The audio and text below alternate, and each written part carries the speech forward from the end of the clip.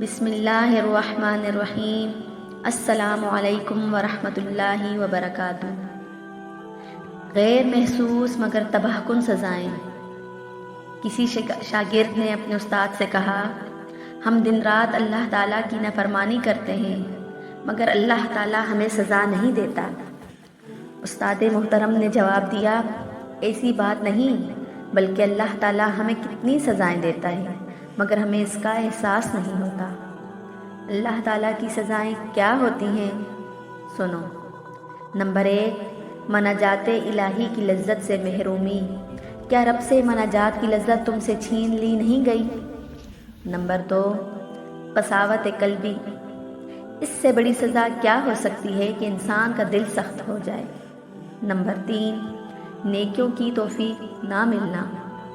ایک بڑی سزا یہ بھی ہے کہ تمہیں نیکیوں کی توفیق بہت کم ملے۔ نمبر 4، تلاوت قرآن سے غفلت۔ کیا ایسا نہیں ہوتا کہ دن کے دن گزر جاتے ہیں مگر تلاوت قرآن کی توفیق نہیں ملتی، بلکہ بعض اوقات قرآن کی آیت سنتے ہیں جس میں اللہ تعالیٰ نے فرمایا کہ اگر یہ قرآن پہاڑ پر نازل ہوتا تو اللہ کے خوف سے ریزہ ریزہ ہو جاتا۔ ہم یہ آیت سنتے ہیں مگر ہمارے دلوں پر کوئی اثر نہیں ہوتا۔ نمبر 5، تہجد سے محرومی۔ لمبی لمبی راتیں گزر جاتی ہیں مگر کبھی تہجد کی توفیق نہیں ملتی۔ نمبر 6، نیکیوں کے موسم بہار کی ناقدری۔ نیکیوں کے موسم بہار آتے ہیں اور گزر جاتے ہیں، جیسے رمضان کے روزے، شوال کے روزے اور ذوالحجہ کے مبارک دن وغیرہ، مگر ان موسموں میں کما حق کی عبادت کرنے کی توفیق نہیں ملتی۔ اس سے بڑی سزا اور کیا ہو سکتی ہے؟ نمبر 7، عبادت کو بوجھ محسوس کرنا۔ کیا تم عبادت کو بوجھ محسوس نہیں کرتے؟ نمبر 8، ذکر الہی سے لاپرواہی۔ کیا اللہ کے ذکر سے تمہاری زبان خاموش نہیں رہتی؟ نمبر 9، نفسانی خواہشات کے سامنے شکست۔ کیا نفسانی خواہشات کے سامنے تم خود کو کمزور محسوس نہیں کرتے ہو؟ نمبر 10، دنیا کی محبت۔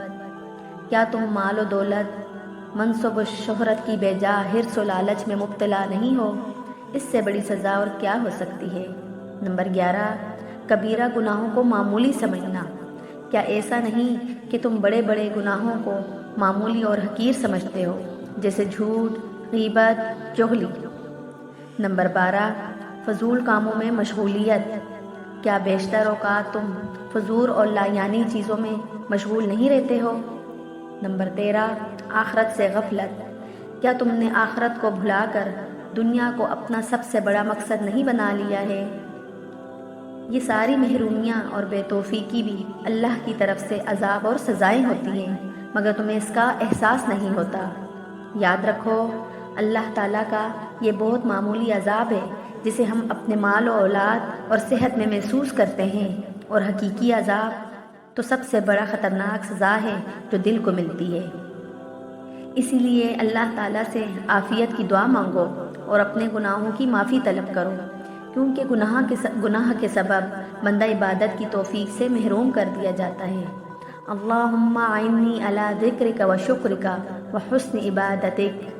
اے اللہ، آپ مجھے اپنا ذکر کرنے، شکر کرنے اور بہترین طریقے پر عبادت کرنے کی توفیق عطا فرمائیں۔